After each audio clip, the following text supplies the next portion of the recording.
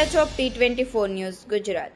સુરત શહેરના મોટા વરાછા વિસ્તારમાં રહેતા અને અંકલેશ્વર GIDCમાં પેપર કંપની ચલાવતા ભરત હિંસુ સાથે થઈ હતી છેતરપિંડી।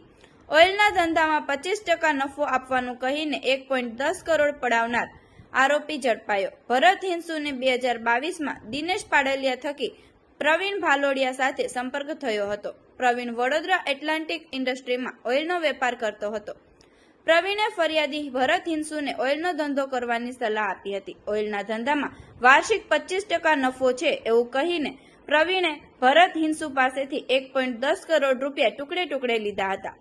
ફરિયાદીને આ રકમ 24 મહિનામાં આપવાનો વાયદો કર્યો હતો। આ ઉપરાંત વાર્ષિક 25% નફા પેટે 5 ચેકો તેમજ પ્રોમિસ નોટ પણ લખી આપી હતી અને આરોપી પ્રવીણ, હર્ષ અને મુકેશને સાક્ષી પણ રાખ્યા હતા।